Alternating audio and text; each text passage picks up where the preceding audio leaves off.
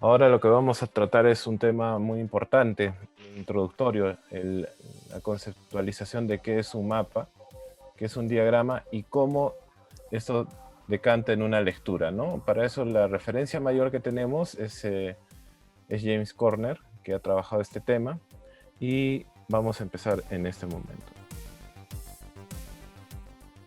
Primero, mapeos, ¿no? ¿Qué significa mapear? Significa representar. ¿Y qué es un mapeo? Una representación geográfica de la Tierra o parte de ella, o sea, sobre una superficie plana, de acuerdo a una escala determinada que obviamente responde a las necesidades de la representación de un sector del territorio, ¿no? Ya sea macro, como un gran mapa de un continente, o de repente un país, o de repente algo más pequeño, como una provincia, un distrito, o algo más cercano, casi a nivel urbano, ¿no? Es una representación, por tanto, es una interpretación de la realidad existente. James Corner, en su obra Mappings, es quien más trabaja este tema, un libro que se recomienda por parte de la oficina para que lo puedan revisar y ampliar sus conocimientos. Y para entrar un poco a la historia de lo que es el mapeo, ¿no? El, el mapeo nace desde el inicio justamente de la cultura occidental, en este caso los primeros intentos de representación del territorio están en este ejemplo de Eratóstenes del año 276 a.C., donde se representa el mundo conocido desde entonces, ¿no? Europa, Asia y alguna parte de África, recortado y representando mucho lo conocido, el intercambio que ha habido entre culturas y todo, con un afán de conocer las rutas comerciales, las distancias, inclusive los espacios territoriales ante posibles conflictos, ¿no? Entonces la ubicación en el espacio nos ayuda a mejorar el desarrollo de una sociedad, de una civilización. En todo caso, las primeras de esta época inicial, ¿no? Acá, por ejemplo, se estructura el mundo sin intención aparente entre el mar Mediterráneo y la columna montañosa que termina en el Himalaya, ¿no? Y una descripción ya gráfica de los accidentes geográficos y en especial marítimos, como penínsulas, bahías y cabos, ¿no? Con sus respectivos nombres. Acá otra representación un poco más avanzada, con mayor detalle textual de los lugares y de los accidentes geográficos, que es el mapa del mundo de Pomponius Mela, del 43 a.C. Y otra vez están los tres continentes representados, ¿no? Un poco con un esbozo de las Islas Británicas y algunos del sudeste asiático, ¿no? Poco después, ya, no poco después, o sea, cerca de 1000 años después, la representación cartográfica o el mapeo empieza a evolucionar y empiezan a aparecer criterios nuevos, ¿no? Como son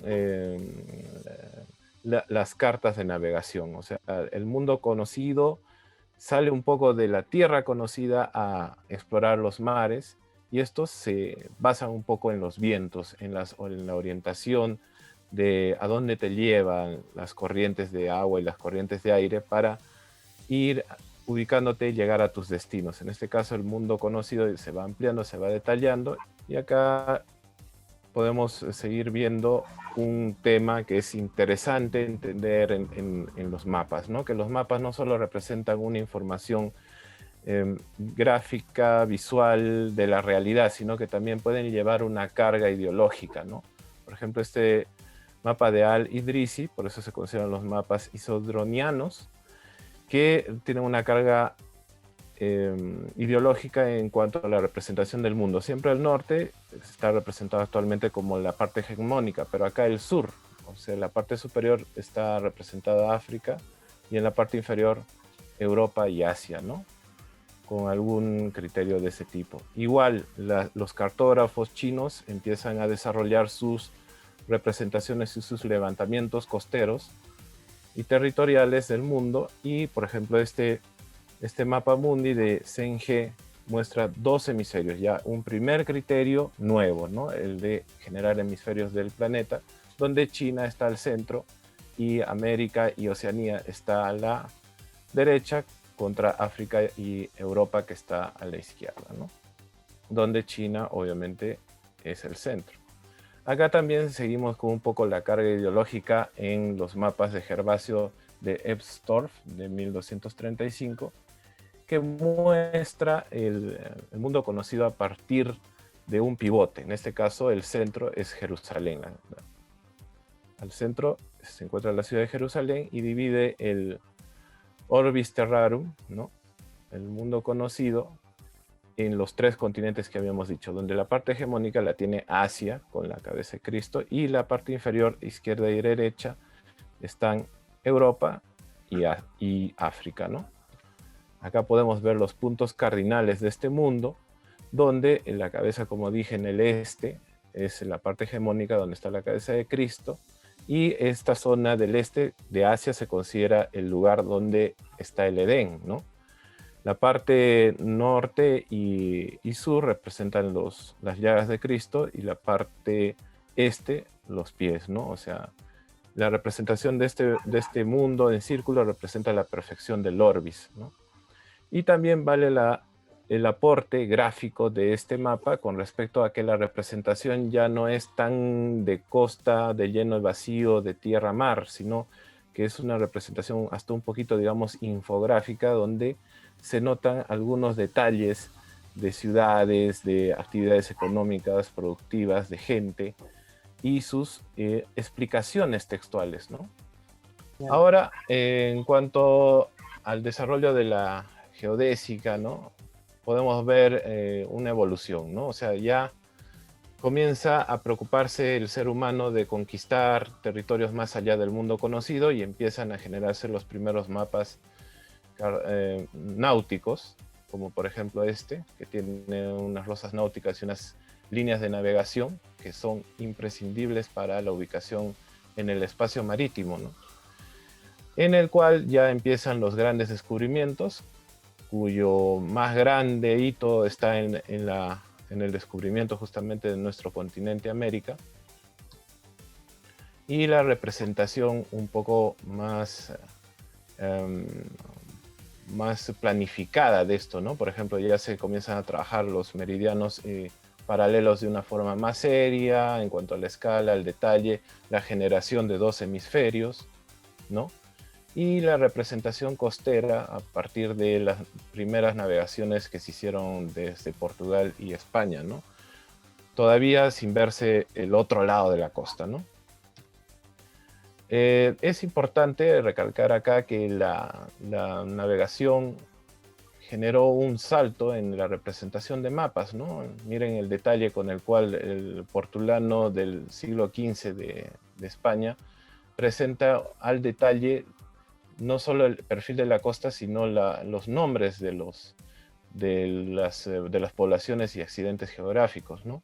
Lo mismo se traduce en la gran carta de Arnés del siglo XVI, donde se nota esa misma profusión de detalles, ¿no? Y acá viene el poder de la cartografía, ¿no? De la representación de los mapas, ¿no? En la cual esto se convierte como en un instrumento de control, de poder, donde el secreto o sea, el manejo del secreto de la información estaba en tener los mejores mapas para poder llegar a nuevos destinos, conquistar nuevos territorios, generar un crecimiento económico totalmente expansivo y exponencial con respecto a otras naciones. Por ejemplo, España y Portugal eran muy celosos con sus mapas y toda la información que recababan para seguir creciendo como imperios, ¿no? Entonces, comprendamos los mapas como elementos o instrumentos de poder también, ¿no? Sobre todo en esa época. Acá tenemos el primer atlas moderno del mundo, publicado en 1570 de Abraham Ortelius, que fue traducido a varios idiomas, como por ejemplo en la carátula de una publicación inglesa por esos años, ¿no? Y la representación, como les digo, un poco más ordenada, más escalada y más detallada del mismo, ¿no? Otra vez regresamos a los mapas con profusión de detalles. y también de información extra, donde en este mapa de proyección o de escala de Mercator tenemos ya la representación de la costa pacífica de América, ¿no? Y entonces ya se va cerrando, ¿no? Ya se va completando el nuevo mundo que ahora va a ser conocido, ¿no? Y como se dan cuenta, los mapas eran instrumentos no solo de ideológicos, sino también de representación gráfica y de crecimiento económico, ¿no? Acá podemos ver ahora en la evolución más actual los tipos de proyección de los mapas, especialmente los de nivel mundial, donde hay distintas teorías, digamos, ¿no? Tipos de representación partiendo del punto de vista de proyección, ¿no? La estereográfica que tenemos ahí, que utiliza un punto polar para proyectarse, que lo hemos visto en algunos mapas seguramente. La nómica, que parte del centro del mundo para hacer la proyección en plano. Y la ortográfica, que es la representación como un plano proyectado sobre la esfera, ¿no? Que es también una versión muy común. La menos usada es la mnemónica, y son las llamadas proyecciones azimutales. Después tenemos las proyecciones cilíndricas, que es como la envoltura del mundo en un plano recto y cilíndrico, y las proyecciones cónicas, que son las más inusuales y un poco más distorsionadas, que no son cómodas para la representación geográfica y la medida de distancias, ¿no? Entonces, la escala Mercator es la que más se ha impuesto, es la que se ha vuelto más común, esta representación de envolver al mundo, al esferoide que es el planeta Tierra, alrededor de un plano, y cuya proyección muestra también una distorsión, ¿no? Cuanto más cerca al ecuador la proyección es más realista en tamaño, pero cuanto más se aleja norte y sur, la representación es distorsionada, estirada. Ante ese problema se plantean nuevas formas de mapear, nuevos tipos de representación, como esta propuesta de Buckminster-Fuller de 1943, miren, ya entrado el siglo XX recién, con el mapa de proyección Dymaxion, ¿no? Que en un poliedro hace una representación de la proyección de la Tierra, lo cual genera una distorsión mínima, ¿no? No digamos que se reduce al 0%, pero sí se logra un acercamiento más real a las dimensiones de la Tierra, ¿no? Por ejemplo, acá tenemos una animación en la cual se ve cómo el esferoide se convierte en este plano a partir de ese dodecaedro especial, que nos permite tener una idea cabal, sobre todo de las dimensiones con un mínimo de distorsión, ¿no?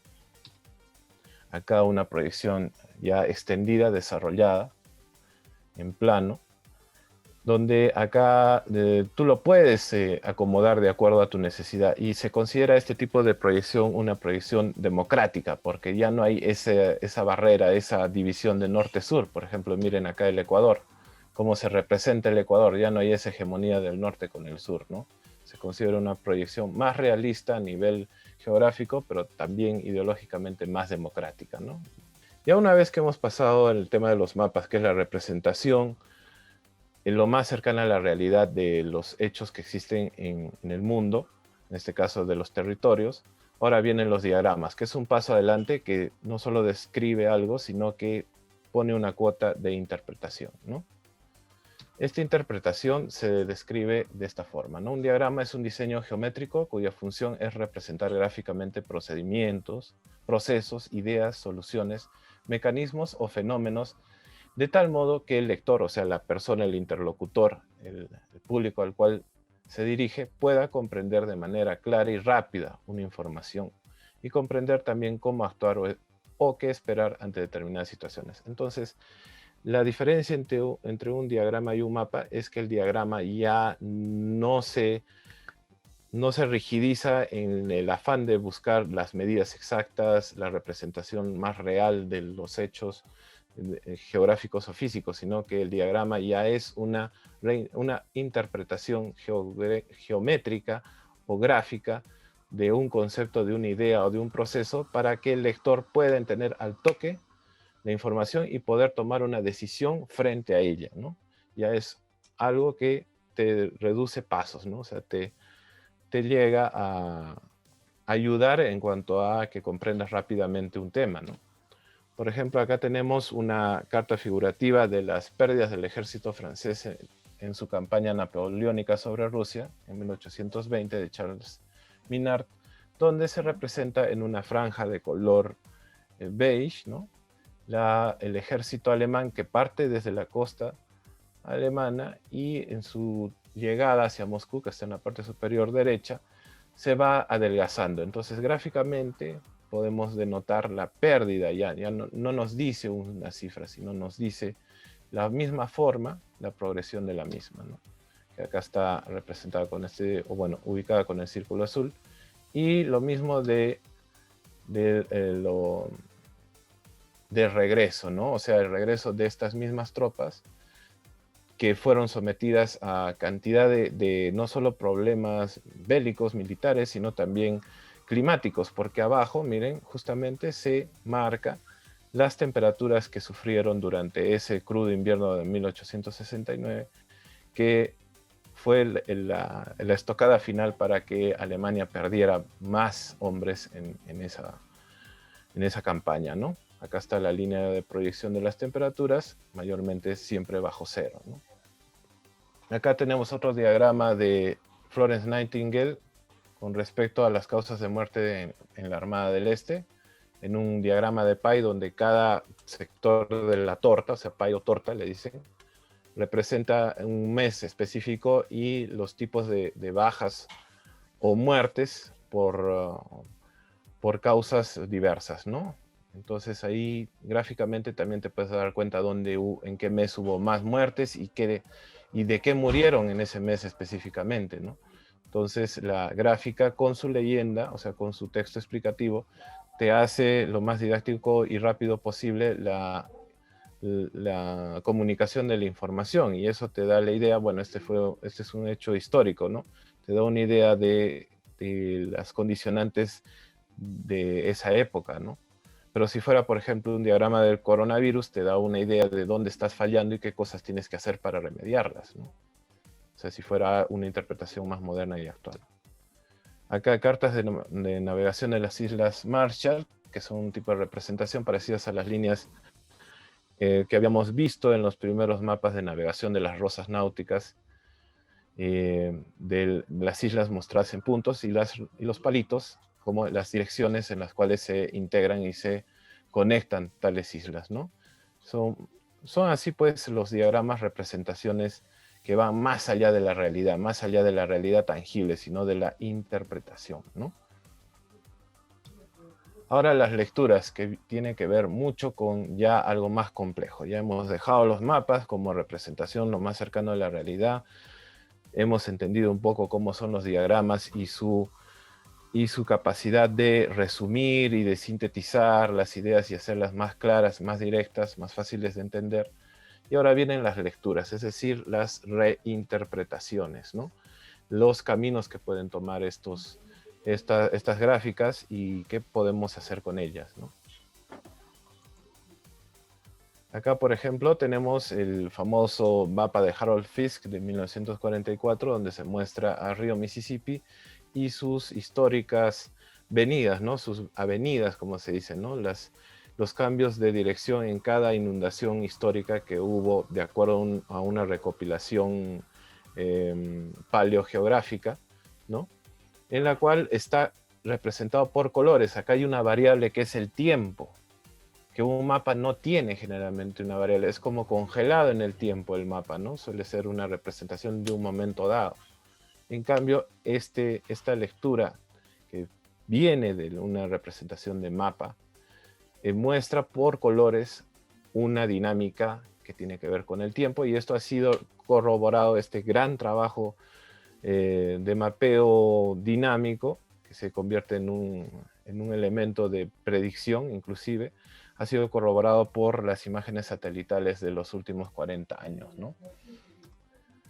Acá tenemos otra representación de los individuos según los ingresos de Thomas Courtois, me parece que es de la ciudad de París, y acá se muestra una reinterpretación donde puede basarse desde el punto de vista de físico, de los límites de la ciudad y su mancha urbana, pero las cuadras están como resaltadas con los ingresos, ¿no? Con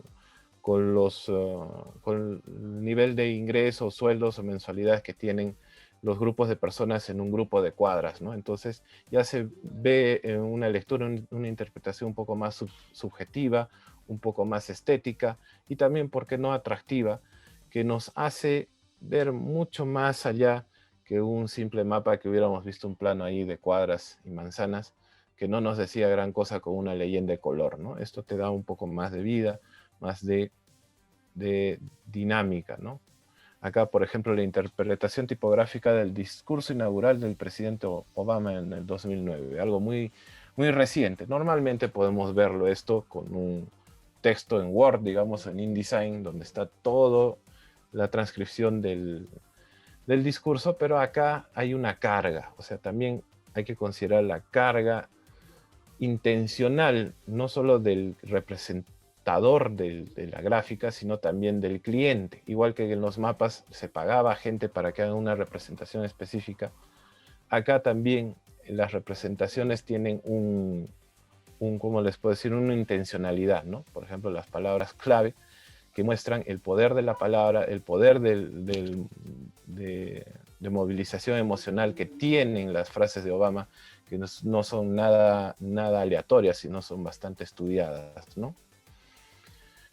Y acá, por ejemplo, tenemos otro tipo de representación, que es el mundo de la violencia, que es una interpretación de Lorenzo Geiger del 2009, donde se ve esta especie de crónica amarillista de los diarios, en este caso diarios alemanes, y muestran las áreas de noticias que son de criminalidad y violencia. Entonces te das cuenta, por el área ocupada, crea una especie de taxonomía de los periódicos de esa época y te muestra rápidamente esa idea del mundo violento en el cual vivimos en la sociedad contemporánea, ¿no? Por el espacio ocupado por las noticias que tienen que ver con este tema, ¿no? Y es estéticamente atractivo, pero también tiene un contenido comunicacional importante para que pueda llegar el mensaje más rápido y de la mejor forma a la gente, ¿no?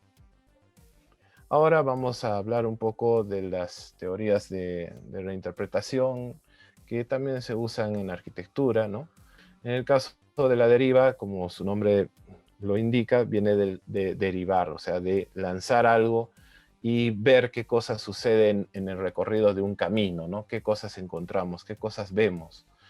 Y ahí, por ejemplo, podemos ver el Mar de Cádiz, en España, donde se hace un recorrido específico iniciando en un punto y terminando en otro, encontrando varias cosas, varios elementos que no estaban planificados previamente, pero que son representados, en este caso, en un recurso tipo collage, que nos muestran, por ejemplo, los intereses, las formas de vida, la cotidianidad de las personas, donde no se ve un frío mapa de montañas o un frío diagrama de algún proceso que sucedió, ¿no? Sino se ve un poco más humano, un poco más subjetiva la representación de una deriva que nos da información bastante humana de un tema en específico, ¿no? Y ahí está la reinterpretación y las lecturas, ¿no?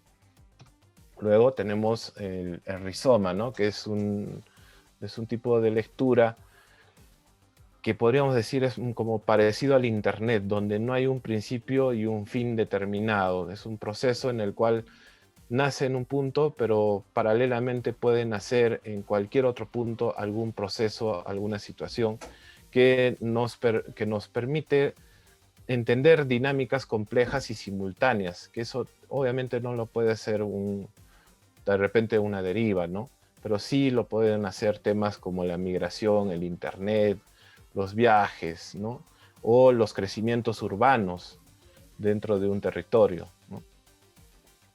Y el rizoma también se opone al esquema de desarrollo lógico del árbol, ¿no? Que se comienza desde una semilla, que crece desde una raíz, un tronco, unas ramas, y ahí termina. En cambio, el rizoma te da un grado de libertad de crecimiento e interpretación inimaginable y que es muy importante tomar en cuenta, ¿no?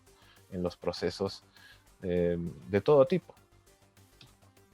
Luego tenemos las capas, la más conocida de todas, ¿no? La lectura de tipo capas, que utilizamos mucho los arquitectos, utilizan también mucho varias ramas del diseño e ingeniería, en el cual es la representación por variables, ¿no? En el plano de algún grupo de situaciones o características específicas, ¿no? Que tienen que ver con representaciones a nivel visual de texturas, formas, que representan procesos, estructuras, funciones, que puestas unas sobre otras generan recién la interpretación, ¿no? Como, por ejemplo, los sistemas de una ciudad en un expediente urbano o los planos históricos de la evolución de un territorio a través de, por ejemplo, las inundaciones, por ejemplo, en el fenómeno del Niño en la costa norte, en alguna cuenca específica, ¿no? Y esto está muy usado también en los sistemas de información geográfica de momento, ¿no? Y en los diagramas y planos urbanos. Y después el más complicado de explicar, la lectura del tablero de juego, donde también tiene una cuota muy humana, que no es tan mapeada como el de las capas, que es de repente la lectura que más depende de los mapas. Este del tablero de juego tiene que tener dos variables, no solamente la territorial gráfica, sino la de los actores o partes interesadas que juegan un rol dentro de un territorio o de un espacio geográfico en el cual como un tablero de juego tienen intereses, tienen posiciones de pro, en contra, encuentros y desencuentros que generan una interpretación más dinámica del territorio y que son importantes de tomar en cuenta. Acá podemos, viendo este mapa, entender las diferencias, ¿no? También las implicancias de cada tipo de procedimiento o proceso. Por ejemplo, el mapeo es una descripción congelada en el tiempo. El diagrama es una síntesis que te permite entender mejor algo y tomar alguna decisión ahora, ¿no? Y la lectura es una reinterpretación de un tema o un proceso que tiene, como tú mismo dices, la variable prospectiva, que va hacia adelante. Y eso es lo que los hace ricos y diferentes a cada uno de estos procesos que debemos aprender de acá en adelante, ¿no? No siempre pensar en la rigidez estática y monolítica del mapa, sino empezar a entender este tipo de nuevas representaciones dinámicas, como son sobre todo las lecturas, más allá de los diagramas, ¿no? Ahora, las tendencias, ¿no? Las tendencias ahora es utilizar los medios que tenemos a disposición, los medios digitales, entre ellas la animación, ¿no? La animación es importante ahora porque los mapas dejan de ser los diagramas y las lecturas dejan de ser meras impresiones estáticas y comienzan a tener la variable del tiempo. Y eso tiene que ver justamente con la prospectiva. Y acá podemos ver algunos ejemplos, ¿no? Por ejemplo, el crecimiento de New York y su población expresada numéricamente en la parte superior de la imagen, donde podemos ver el crecimiento de la mancha urbana sobre el territorio firme, ¿no? Ahí hay un ejemplo de cómo pueden ustedes representar, y no solo una secuencia de planos uno tras de otro, ¿no? Y esto se puede cargar, animar fácilmente en un GIF y hacerlo parte de un documento digital, ¿no? Este es el mapa de la polución de Madrid, donde se ve la ciudad de Madrid en su escala real, urbana, con todas sus vías y divisiones distritales, que ellos le llaman barrios, y el número de óxido nitroso por estación levantado en marzo del 2020, o sea, hace muy poco, donde se ve, miren, una animación paralela. Se ve una animación de los focos de polución en círculos, con su leyenda, y a un costado, en el lado izquierdo, se ve los niveles máximos y mínimos durante cada día en el mes de marzo, ¿no? Entonces tú te das una idea de qué barrios, por ejemplo, en Arganzuela hace demasiada contaminación en la noche, entonces no sería un buen lugar para vivir o alojarse, ¿no? O de repente, no sé, por Casa Campo, que es otra zona donde hay mucho campo, valga la redundancia, justamente es el mejor lugar para vivir o estar, ¿no? O más o menos en qué horas hay que ir o estar, ¿no? Y en el diagrama de Hong Kong era el metro, ¿no? El metro, y las líneas de colores representan justamente cada una de las líneas y los sectores a los que van. Entonces, esta es una comparación entre la realidad del mapa con la del diagrama, ¿no? Confrontada con la del diagrama, y entender un poco más las distancias que éstas implican, ¿no? Entonces, este ha sido el resumen de lo que hemos querido presentarles a ustedes en cuanto a la importancia y diferencia entre lo que es el mapeo, el diagrama y las lecturas.